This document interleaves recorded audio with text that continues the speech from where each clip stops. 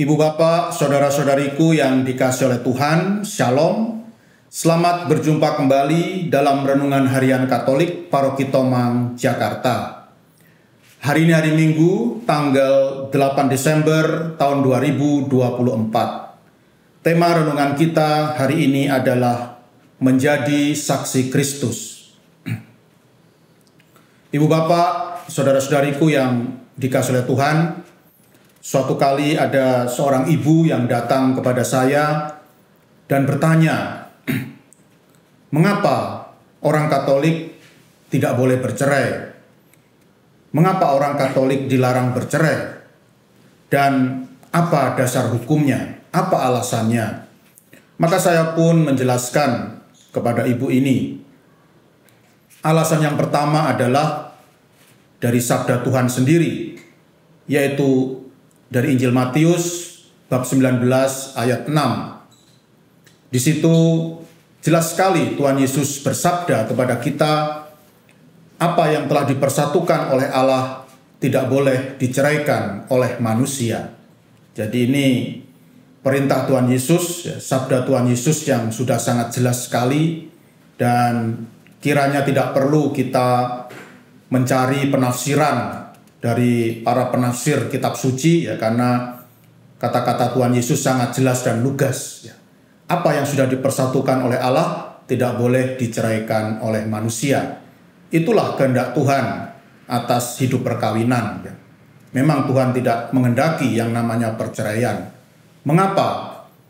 Karena perceraian itu sudah diteliti, ya, baik secara sosiologis maupun psikologis. Perceraian itu menimbulkan luka bagi manusia.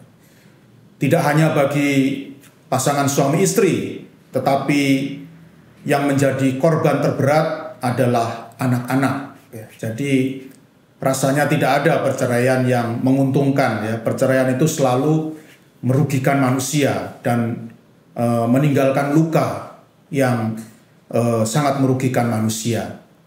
Itulah mengapa Tuhan Yesus melarang pasangan suami istri untuk bercerai. Ya. Nah, Injil Matius bab 19 ayat 6. Karena perceraian itu membawa kerugian bagi manusia. Bukan bagi Tuhan, tetapi bagi manusia sendiri. Itu yang pertama. Dan yang kedua, kita juga bisa membaca dalam surat Rasul Paulus kepada jemaat di Efesus bab 5 ayat 22 sampai 33. Di situ dikatakan bahwa hidup perkawinan memiliki sebuah tugas perutusan, yaitu untuk menampakkan kasih Kristus yang besar kepada gereja. Jadi hidup perkawinan, sakramen perkawinan itu punya tugas perutusan. Ya. Setiap pasangan suami istri Katolik memiliki sebuah tugas perutusan untuk menampakkan cinta kasih Kristus yang sangat besar kepada gereja. Sebenarnya pemahaman Santo Paulus ini berasal dari Perjanjian Lama juga, yaitu dari kitab Kidung Agung. Dalam kitab Kidung Agung, orang Israel atau orang Yahudi menggunakan perkawinan itu sebagai perlambangan, ya, atau simbolisasi atau gambaran atas kasih Allah yang begitu besar kepada manusia. Dan Allah tidak pernah membatalkan kasih-Nya kepada manusia. Allah tidak pernah mau berhenti, ya. Allah tidak pernah mau berhenti untuk mencintai manusia. Ia ingin terus mencintai manusia. Nah, inilah tugas dari perkawinan Katolik. Nah, yang pertama, kalau dari Perjanjian Lama, setiap pasangan suami istri harus menampakkan kasih Allah yang begitu besar, yang abadi kepada manusia. Dan yang kedua, perkawinan Katolik itu harus menampakkan kasih Kristus yang besar kepada gereja, ya, kepada kita. Maka kalau perkawinan itu mengalami perceraian, ya, atau perkawinan itu terputuskan, maka ya tugas perutusan ini tidak jalan, ya. Tugas perutusan ini tidak bisa dijalankan dengan baik, ya, atau bahkan gagal untuk dijalankan, ya. Nah, karena Allah sendiri juga, Tuhan kita Yesus Kristus tidak pernah mau berhenti mencintai kita, ya. Nah, demikian pula diharapkan dari pasangan suami istri untuk tidak pernah berniat saling mengasihi, ya, untuk tidak pernah mau berhenti dalam hal saling mencintai dan mengasihi.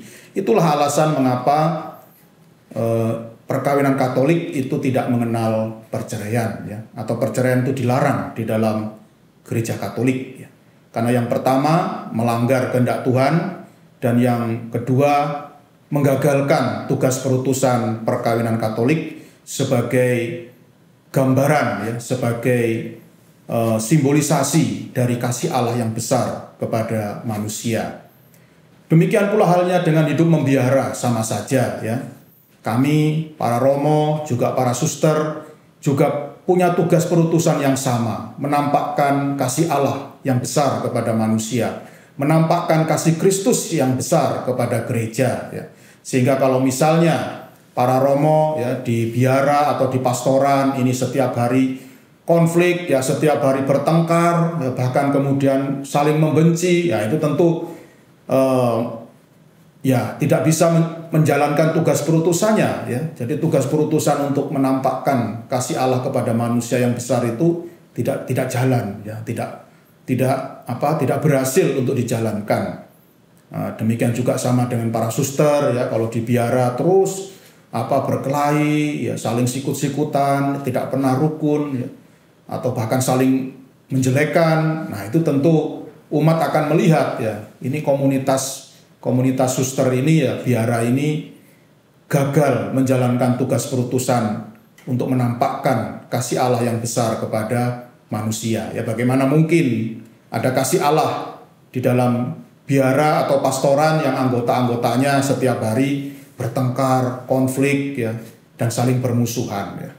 Demikian juga dengan perkawinan Katolik, ya. Intinya kita semua, entah yang hidup membiara atau yang hidup berkeluarga, kita semua punya tugas perutusan yang sama, menampakkan kasih Kristus yang besar kepada dunia. Ibu bapak, saudara-saudariku yang dikasihi oleh Tuhan, dalam Injil Lukas bab 3 ayat 1 sampai dengan 6 yang dibacakan dalam perayaan Ekaristi hari ini, ditampilkan seorang tokoh besar, yaitu Santo Yohanes Pembaptis. Santo Yohanes Pembaptis mendapat tugas perutusan dari Allah untuk bersaksi akan kedatangan Sang Juru Selamat, yaitu Tuhan Yesus Kristus, yang akan menyelamatkan seluruh umat manusia. Santo Yohanes Pembaptis ditugaskan oleh Allah untuk mewartakan kepada seluruh umat manusia di dunia ini bahwa akan datang Sang Juru Selamat yang kasihnya begitu besar, yang cintanya begitu besar kepada manusia. Ibu bapak, saudara-saudariku yang dikasihi oleh Tuhan, kiranya tugas perutusan yang diemban atau dijalankan oleh Santo Yohanes Pembaptis juga merupakan panggilan kita semua. Kita semua juga sebagai para pengikut Kristus, kita juga punya kewajiban, kita juga punya tugas perutusan untuk mewartakan kepada semua orang tentang Yesus Kristus, Sang Juru Selamat yang kasihnya begitu besar, yang kasihnya tak terhentikan, yang kasihnya sungguh abadi, yang begitu besar kepada manusia. Dan tentu kita tidak perlu berlaku seperti Santo Yohanes Pembaptis, ya. Jadi mewartakan kasih Kristus itu ke mana-mana dengan kata-kata, ya. Mungkin juga kita tidak mampu, saya juga tidak mampu, ya. Meskipun saya ini seorang romo, saya juga tidak punya kemampuan seperti Santo Yohanes Pembaptis yang dengan berani pergi kemana-mana mewartakan Kristus, kasih Kristus yang besar kepada manusia dengan kata-kata, ya.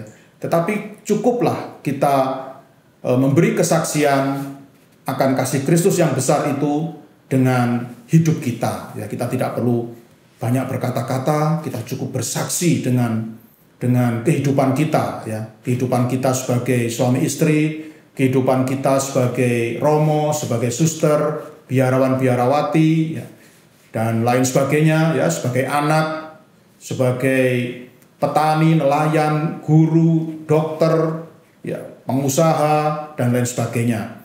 Apapun profesi yang kita miliki, kita bisa berlaku sebagaimana Santo Yohanes Pembaptis, yaitu mewartakan kasih Kristus yang besar kepada umat manusia. Sekali lagi, tidak perlu dengan kata-kata, melainkan dengan kesaksian hidup kita kepada semua orang yang ada di dalam kehidupan kita. Tuhan memberkati.